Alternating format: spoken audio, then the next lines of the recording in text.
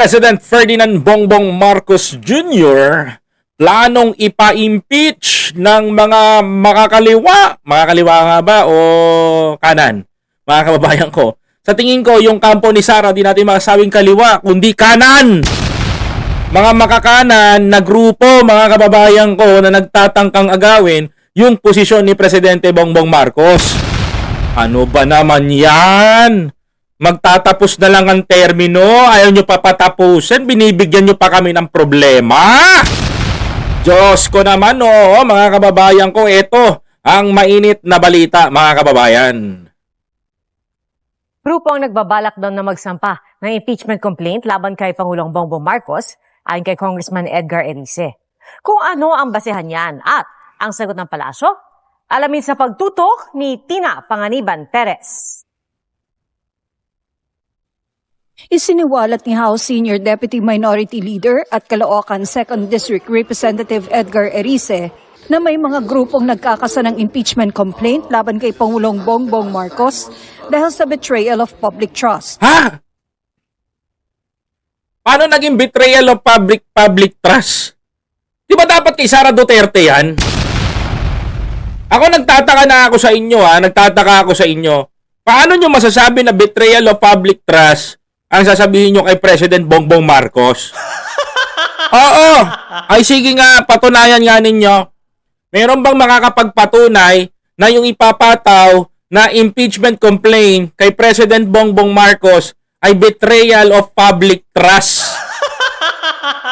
Oho. Abay, saan ho kayo makakita, mga kababayan? Papatawan mo si President Bongbong ng betrayal of public trust, mga kababayan ko. Papatawan mo. Di ba, yung salitang betrayal of public trust, dapat ho kay Vice President Sara Duterte? Ayun din, natanong ko lang ho, Natanong ko lang ho.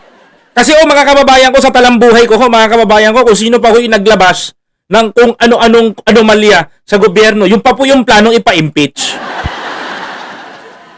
Tama ho ba ako?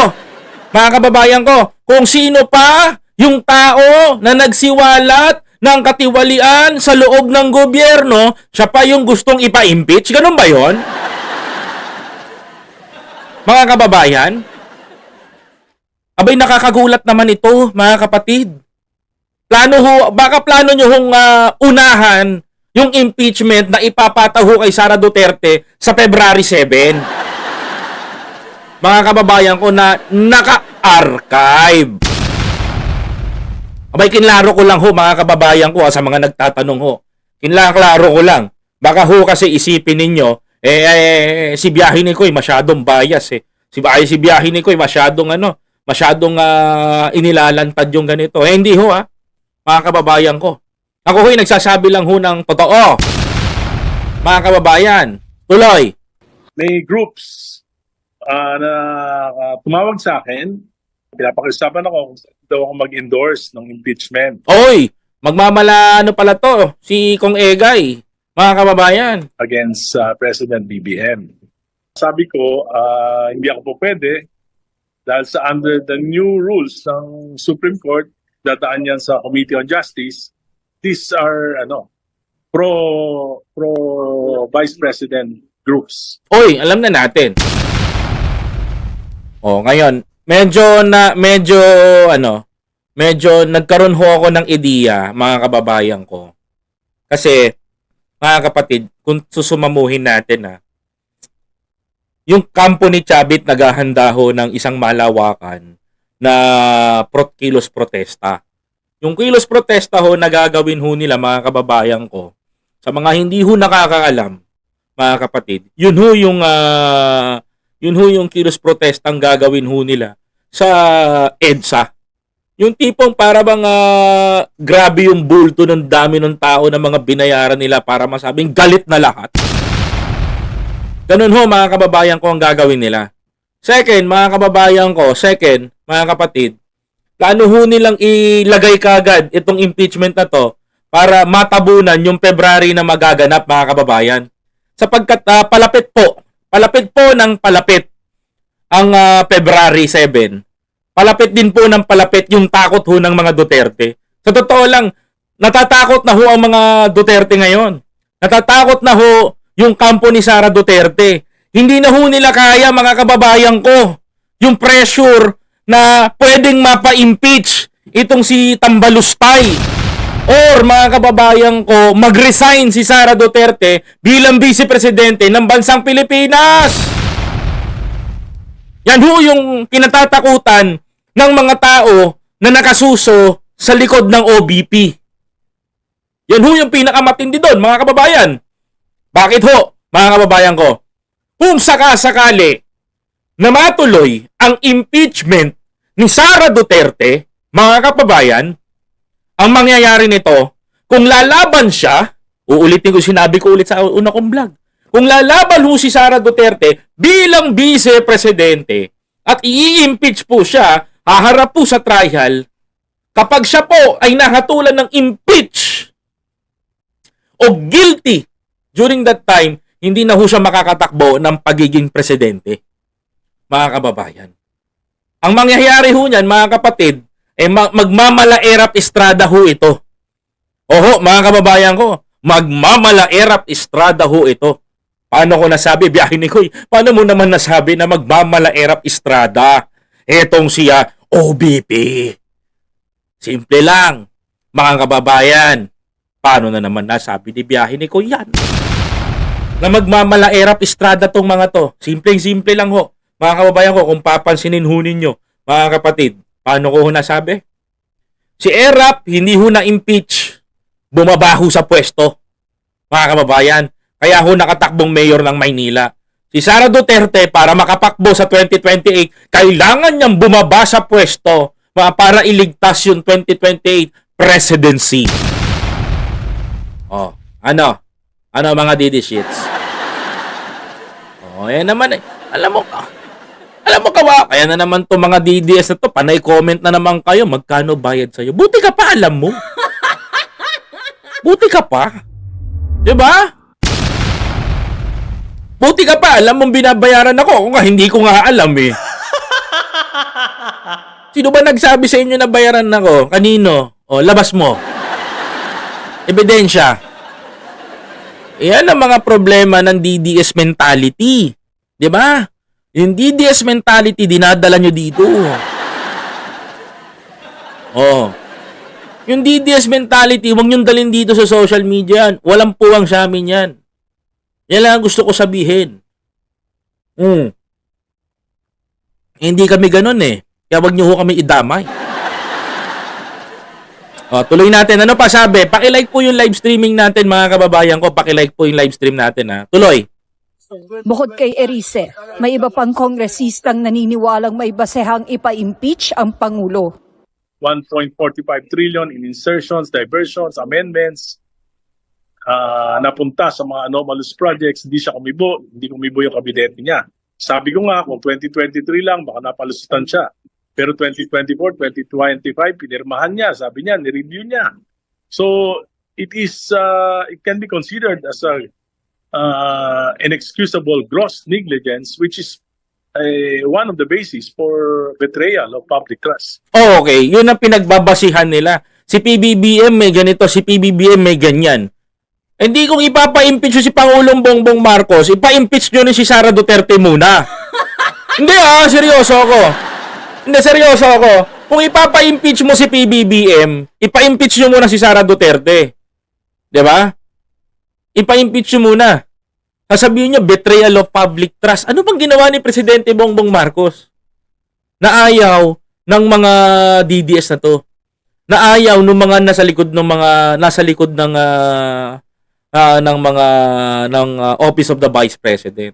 Alam niyo, sa totoo lang, magkaaminan na tayo dito eh. Kaya kayo naghahabol na mapababa si Pangulong Bongbong Marcos para paupuin si Sara Duterte para lahat ng personal nyong interes sa negosyo, sa Pilipinas, ay mapagana ho ninyo, mga kababayan.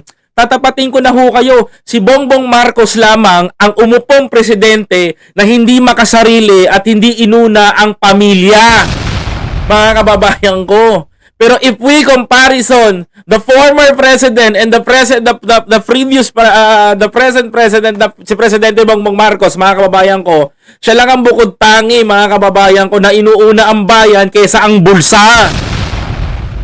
Alam mo, masakit aminin yan, mga DDS eh. Sa totoo lang, masakit aminin yan sa part ninyo. Pero aminin nyo man sa hindi, tandaan nyo itong sinasabi ko, wasak na ang pagkatao ninyo. Ha? Nako! Mga abusado, mga talipandas, Diyos ko, mahiya naman kayo. Di ba? Sobra na. Ang inyong ginagawa, may gana pa kayong magalit. Mga syuta. Di ba, mga kapatid? Oh, gusto nyong iupo si Sara Duterte to para masagawa nyo yung yung mga gustong mangyari sa bayan natin. Para maisagawa na ninyo, maisakatuparan ninyo yung mga ginagawa ninyong karumal-dumal na korupsyon, pagpapahirap sa bayan. Para maituloy nyo lang yung mga ninanais ninyong pangsariling interes. Para lang maitawid nyo yung kalamat sikmura ng mga pangangailangan ninyo. Yung mga korap sa bayan natin, halatang halata mo na eh. Kitang-kita mo na eh. Salong-salo mo na kagad eh. Mukha pa lang, mga kababayan ko, alam nyo mga kapatid, buka pa lang ng bibig, magdanakaw na eh. Di ba mga kababayan? Ganong katindi, mga kapatid. Mga Pilipino ang ginagawa sa atin. Mga kababayan ko. Yung mga politikong nakapanig kay Sara Duterte, kita nyo, giyang na giyang. Giyang na giyang. Takam na takam sa kapangyarihan. Makaupo lamang sa pwesto, mga kababayan. Di ba? O ano sabi ni Congressman Egay Erice? Sir, if you believe that, bakit hindi niyo na lang po i-endorse yung ifa-file na complaint?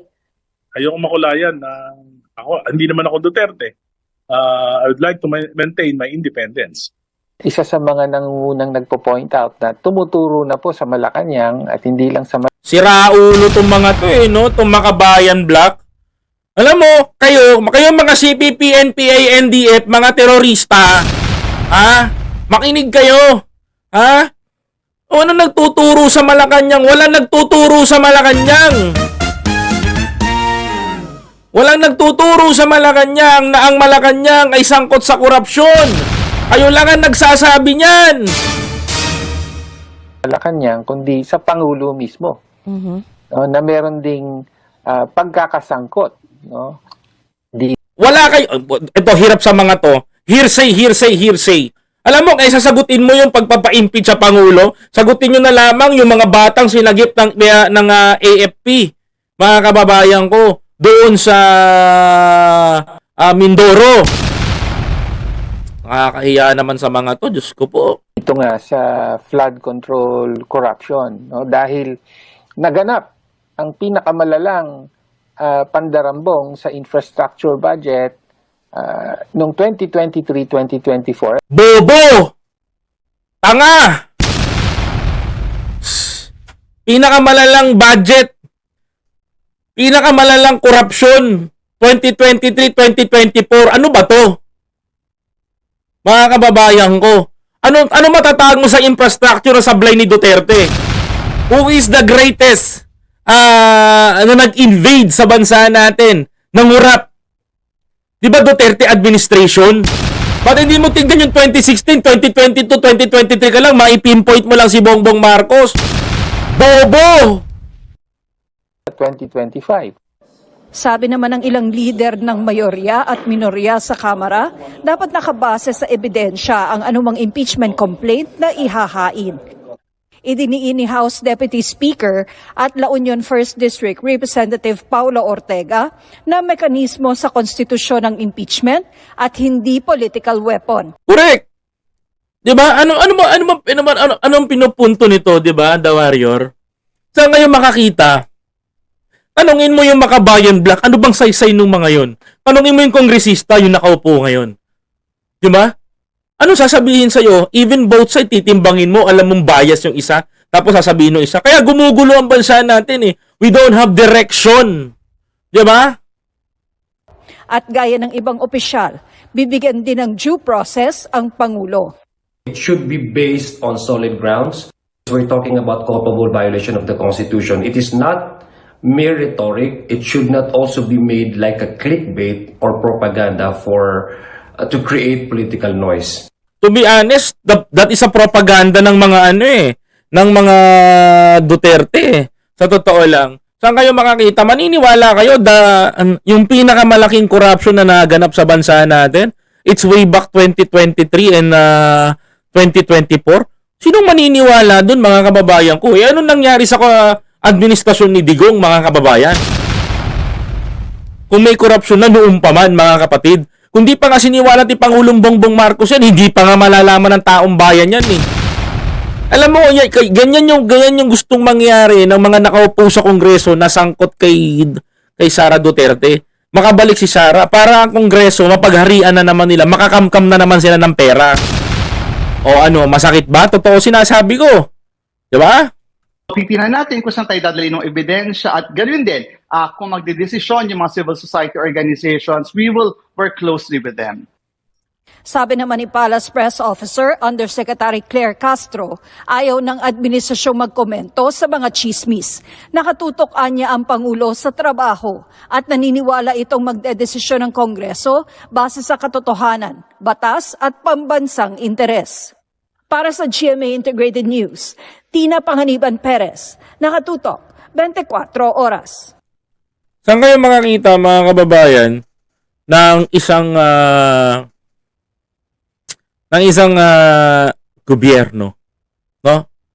Para maipasok. Alam mo, kitang-kita na ngayon sa totoo lang Kitang-kita na ngayon yung kitang-kita na natin yung interest nila. Bakit atat na atat silang paupuin si Sara Duterte? Bakit gustong-gusto nila na iupo ito ngayon? Bakit gustong-gusto na nilang makaupo, makakuha ng posisyon sa gobyerno? Pagharian ng Kongreso. We know the Congress ay gumagawa ng mga batas. Gumagawa ng budget, ang pera ng taong bayan. Mga kapatid, even ang alam mo, sa totoo lang, kitang-kita natin yung pagnanais ng mga ito na makakuha ng sandamakmak na pera sa pondo ng taong bayan. Lahat na nakapaligid kay Sara, corrupt. Kawawa ang Pilipinas pag binoto nyo pa yan, mga kababayan ko. Kaya magsilbi na po itong babala sa inyo, magsilbi na po itong patanong kung ano nga ba ang sitwasyon ng Pilipinas ngayon. Mga kababayan.